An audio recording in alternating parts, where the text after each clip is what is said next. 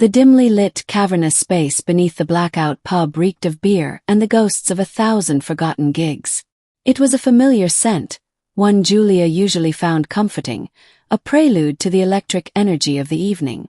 But tonight, the aroma only amplified her anxiety. She was late. Again. Steve's displeasure was a real thing, radiating from him like heat from a faulty amp. He stood leaning against the graffiti-scarred wall, a Gothic monument of tattoos and piercings. At 30, he was the oldest of the band. His face etched with a permanent sneer that hinted at a life lived fast and hard. Julia knew he watched her. His eyes, the color of storm clouds, tracking her every move with a possessiveness that both thrilled and terrified her. He was her supplier, the one consistent stream of escape from the overwhelming pressures of her life. Cocaine and marijuana, a weekly ritual, usually dispensed during Monday rehearsals or before their nightly performance at the pub. Enough to get her through, though sometimes by Thursday the well would run dry, requiring a desperate phone call and a quick fix arranged by Steve. Their relationship was a tangled mess of blurred lines and unsaid needs. There had been brief forays into something more, moments fueled by fragility or the liberating haze of drugs. Steve had initiated, pressing his advantage when she was at her weakest, stealing kisses, caressing her skin. Sometimes she reciprocated, lost in the fog of her own self-destruction. Other times she recoiled, the seed of self-preservation still flickering within her. The band, Static Bloom, was her creative outlet, her shaky anchor. Sonny, the easygoing rhythm guitarist, always had a reassuring smile and a calming presence. And her best friend, bassist and also a vocalist, possessed a raw, soulful voice that could shatter glass and a fierce loyalty that Julia clung to. Pablo, the fiery Latin American drummer, was the physical power of the band and the infectious enthusiasm. They were her family, a dysfunctional one perhaps, but family nonetheless. They all dabbled, indulging in the same vices that fueled Julia's addiction, but with a control she desperately lacked. And especially had tried countless times to reason with Steve, pleading with him to keep the drugs away from rehearsals and gigs. The others shared her concerns about Steve's influence on Julia, recognizing the dangerous spiral she was caught in. But Steve was the band leader, the one who secured the gigs, the reason they could all scrape together a living. Challenging him was a risk they weren't willing to take. "Late again, Jules," Steve drawled, his voice laced with a familiar disdain. He pushed himself off the wall and sauntered towards her, his black leather jacket creaking with each step. "Doctor keeping you busy." The jab hit its mark. The thought of Philip, his kind eyes and gentle touch, sent a pang of guilt through her. Steve knew exactly how to needle her. Before she could respond, Julia forced herself to focus on the more immediate need.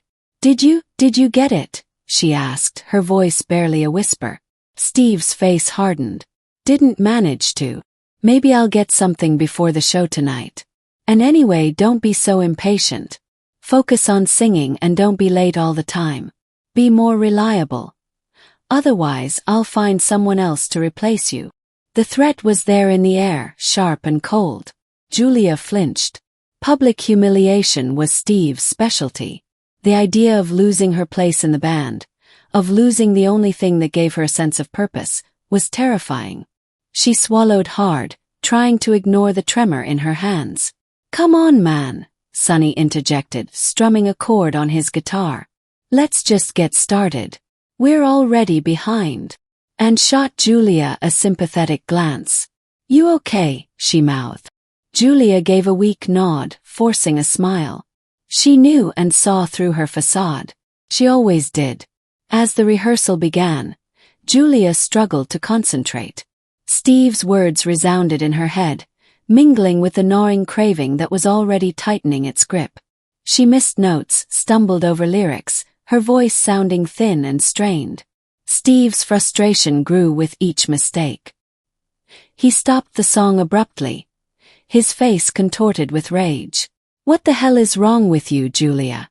You're completely off today." Julia wanted to disappear. She wanted to crawl into a hole and never come out. The shame was a burning brand on her skin. "Lay off her, Steve," Anne snapped, her voice sharp and protective. "She's clearly not feeling well. Let's just try something else." The tension in the room was so massive it could be cut with a knife. Sonny and Pablo exchanged uneasy glances. Even Steve seemed to back down slightly, his anger momentarily subdued by Anne's unwavering loyalty. They stumbled through a few more songs, the atmosphere heavy and strained. Julia felt like a puppet with tangled strings, her movements jerky and uncoordinated. The music, which usually lifted her spirits, now felt like a cruel mockery of her brokenness. During the brief break, Julia retreated to the dingy bathroom, the only place offering a semblance of privacy. She splashed cold water on her face, trying to wash away the shame and the overwhelming desire for escape. She knew she couldn't go on like this. She was spiraling, losing control, and dragging everyone down with her. The thought of Philip flickered in her mind again. His unwavering belief in her, his gentle persistence, his unwavering empathy. He saw something in her that she couldn't see herself. Was it possible? Could she actually change? The answer was a whisper, barely audible above the pounding rhythm of her heart. But it was there, a faint glimmer of hope in the darkness. She had a choice to make. She could continue down this destructive path, drowning in a sea of self-pity and addiction. Or she could reach out, take a chance, and trust that Philip could help her find her way back to the surface. Taking a deep breath, Julia looked at her reflection in the cracked mirror. She saw the exhaustion in her eyes, the lines of worry etched around her mouth, the emptiness staring back at her. But she also saw something else, a spark of defiance, a flicker of determination. The rehearsal was a disaster, but maybe, just maybe, it was also a turning point. She walked out of the bathroom with a newfound resolve. The road ahead would be long and arduous, but for the first time in a long time she felt hope. She needed to find Philip and talk to him, to tell him everything, to ask for his help. This could be her last chance.